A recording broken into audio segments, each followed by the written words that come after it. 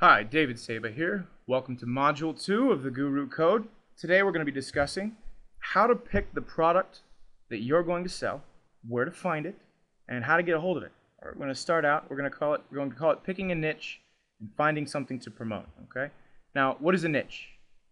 A niche is a really strange word, but really all it is just a general subject or topic. Certain products, are grouped into related niches to ensure that the people they send these sites are interested. Basically, if I have a website that has an ebook, that has a product, and it teaches people how to have the perfect first date, but all the people I send to the site are married, that's not going to make a whole lot of sense, right? So what a niche is a niche makes sure that the affiliates who are going to promote the site know exactly what kind of people they should be sending there. And if they don't have the resources to send people, the right kind of people to that site, then they shouldn't send them to that site, because you can end up with, a bunch of disinterested people showing up on your website. So a niche is just a way to make sure that you're targeting your message. You're targeting it towards a specific group of people, people who are in a certain place in life or are looking for something specific, okay? For example, if there is an affiliate out there that knows a lot of pet owners, he might recommend a website from a pet pharmaceuticals niche or a pet training niche. The reason is because he has reason to believe they might be interested in either of those two things, buying either of those two things. He wouldn't send them to a health and fitness website, even though some of them might be interested in that. He doesn't know that. So while he might get lucky and make a couple of sales, if he was to send them to a health and wellness or a health and fitness site, he doesn't know that for sure, and he's not likely to get as good results as he would if he was to send them to a pet pharmaceuticals or pet training niche site, only because that makes sense. Now here's what to look for in a niche that you can be successful in, because what I'm going to teach you is how to be a vendor. But before you can be a vendor, you need to have a site. Before you know how to, before you build the site, you need to know what to build the site about. So what we're going to do is we're going to teach you what to look for in a site, what to look for in a niche, so that you can know what kind of site to build, what kind of product to look for. First of all, it needs to be a niche related to a hobby or topic you enjoy. You have to enjoy what you're going to be promoting, enjoy what you're selling. If you don't enjoy it, if you don't believe in it, then you're not going to do it effectively. Okay? So pick something that you have interest in, that you enjoy, that you're passionate about. Maybe somebody out there is a former smoker who has not had a cigarette in 2 years. Well, that's probably something that they're passionate about. And if that's the case, maybe a non-smoking site, a site to help people quit smoking, a booklet, an ebook to help people quit smoking, that might be something that would be worth selling for them. Okay?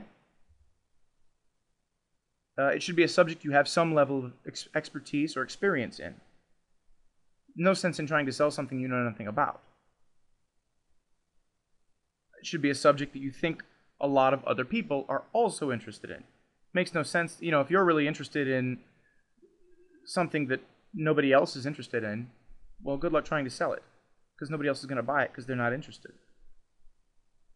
And finally, a subject you haven't seen too much competition in on the internet. There are a lot of niches out there that have a lot of affiliates and a lot of vendors, site owners in them, and it's kind of hard because there are only so many people they can sell to, and so they're all vying for their spot. They're all looking for every last sale they can get, and if you're going to try to squeeze your way in, you're going to have a harder time with more competition.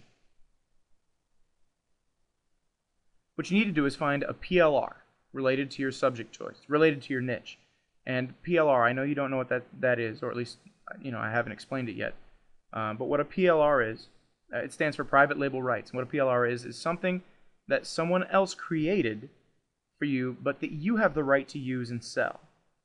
They're usually pretty inexpensive, and I put a little button below, and it's a link actually to a site that actually that gives away PLRs, or that sells PLRs for between $5 and $10, which is really cheap. You're not going to find quality ones for much less than that. I mean, it's the best, most thorough site at that price that I've found. Once you pick your niche, once you've decided what kind of product you want to promote, go onto that site and try to find your PLR. Try to find a PLR that's related to your niche. If you do, that's fantastic. then pick it up. If not, if you can't find a PLR that's related to your niche, that's okay. I would say that it would be best at that point to look at the PLRs that are available and to pick one, again, that you're most interested in. They aren't on there unless it's something that other people are interested in, so you don't have to worry about that. If it's on there, there's a way to make money with it. There's a way to make good money with it. So I would recommend at that point, if you can't find one related to your niche, related to the niche that you picked, then find one on there that interests you, that you know something about, and that you have some passion for.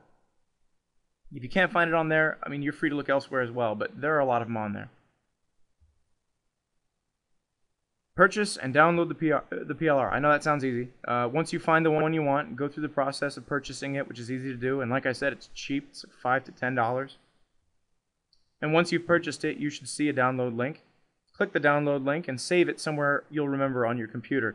I personally think it's best, this is something I do, I personally think it's best to create a folder on your computer that is only for the stuff for your website.